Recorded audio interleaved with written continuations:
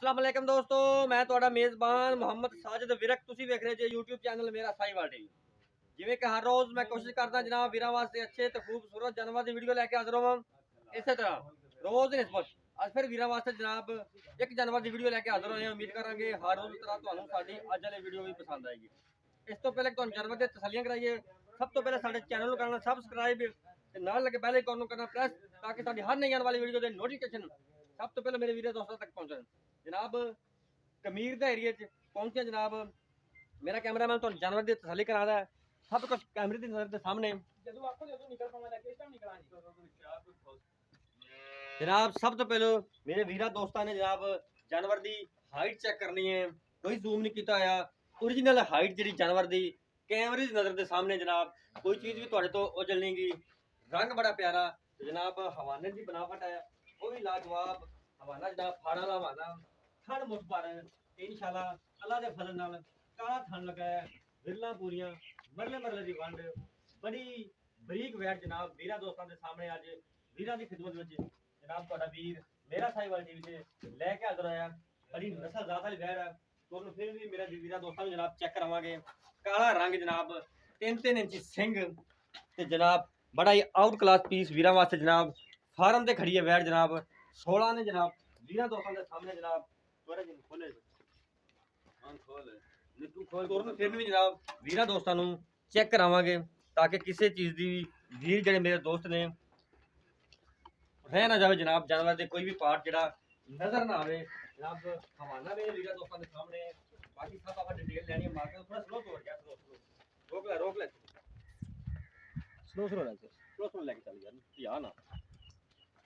वीरा ने करनी तसलियां जनाब। लैने जेडे नसीब लैने होने जो जानवरों को जनाब समझदा है कि ऐसे ऑलराउंडर जानवर ने जनाब जो गर्मी को फेस करनगे।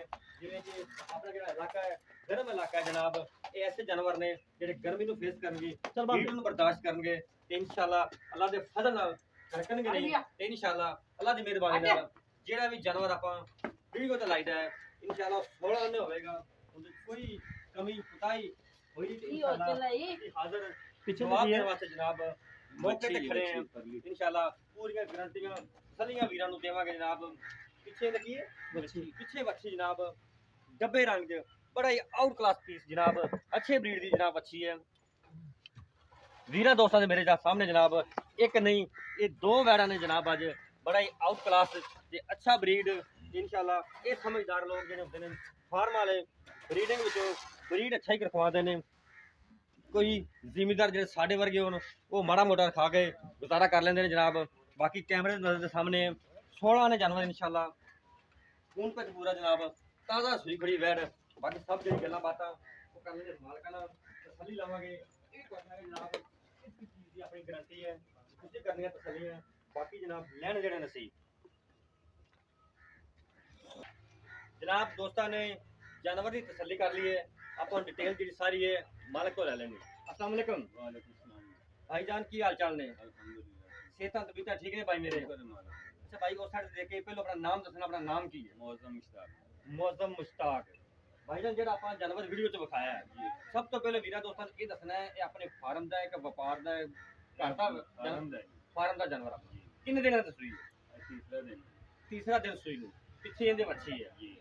किन्नवा सूआ इन्हें डिलीवर किया? किन्नवा सूआ सूई है? दूसरा सूआ जनाब। इहदा हाजिर मौके जो बॉल आया आप किन्ना चवा सकते हैं जो वीरा दोस्तों की गारंटी वाली 15 होवे मतलब आप जी गल करिए पूरे लईए 15 कह के 12 ना हो 10 ना हो 15 होगा 15 की आवाज अपनी ठीक हो गया जनाब। घटती नहीं ठीक हो गया। साबका रिकॉर्ड क्योंकि अपने फार्म दी है पहला सुबह भी पीता कोई साबका रिकॉर्ड कितना तो देती रही पहले 18 तो 19 किलो करती रही है। 18-19 लीटर पहले सुबह कर दी हां जी। हुन दूसरा सुबह सुई है। गारंटी अपनी किस किस चीज की होगी? थान दी छट्टे दी फुहार दी दूध दी हर चीज दी? हां जी बिल्कुल हर चीज वालों ओके जी। मुल दसो मैं बता कोई छट्टा फुहारा नहीं कोई गिल्टी मरोड़ी ओदी साडी क्वालिटी है माशाल्लाह जबरदस्त हो गया। 275 जी 275 275 जो कोई प्यार मोहब्बत कोई वीर दोस्त अपने बूहे ते आंदा है कोई प्यार मोहब्बत होवेगा गुंजाइश होवेगी वो ते जी देखो लाजमी प्यार मोहब्बत है फिर अगला बंदा होवेगा जी 19 भी होवेगा कि 19 21 हो जाएगा। ये जी 19 20 होवेगा 19 21 ते नहीं होने लगा ठीक हो गया जनाब। प्यार मोहब्बत होवेगा मौके जब इंशाल्लाह जी ठीक हो गया जनाब।